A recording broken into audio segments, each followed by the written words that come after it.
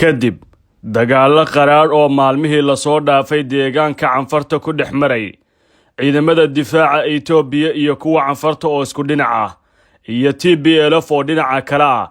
dowladda Itoobiya warbaahinteedu waxa ay sheegtay in khasaare lixaad ay gaarsiisay kooxda TPLF oo ay gabahaan burburisay cutubyo ka tirsanaa kooxdaas oo ay iyagu ku gacan sareeyeen goomo ay ka mid yihiin deegaanada Jafra, Hidda iyo Keela oo ka tirsan deegaanka canfarta. warbixin laga sii daayay telefishinka Faana ee gacan saarka la leh dowladda Itoobiya ayaa lagu baahiyay 10 maxaabiis oo ay dowladdu sheegtay in lagu soo qabtay dagaalka.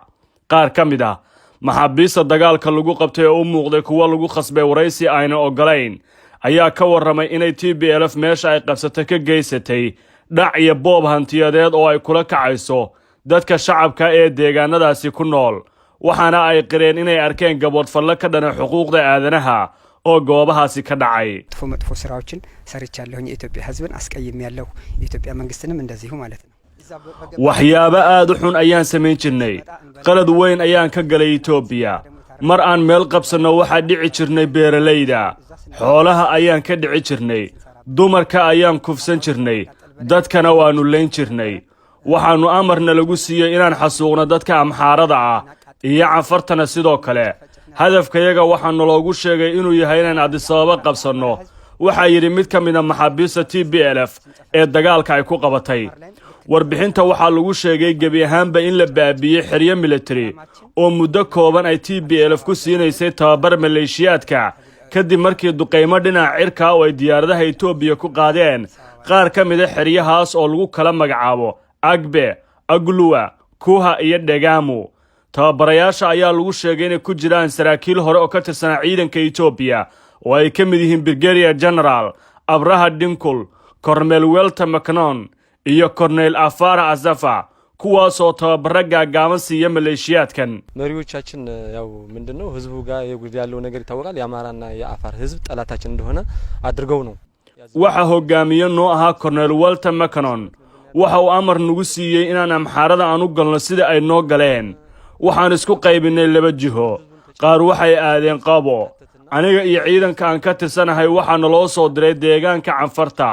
muddo bilah ayaan ku sugnayn magaalooyin yaryar oo ku yaala deegaanka kadib markii aan ka barakicinay dadkii deganaa, ayuu yidhi mid ka mid ah dadka la qabtay ee warbaahinta Itoobiya waraysigooda ay baahisay.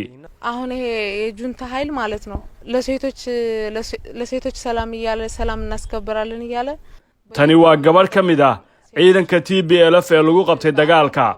waxay sheegtay inay aragtay kufsi loo geysanayo gabdho ka soo jeeda qowmiyadaha amxaarada iyo canfarta. kuwa madaxda noo ah waxa ay rabaan inay ubadkooda nabadgelyo ku noolaadaan, annagase waxa ay noo soo direen dagaalka.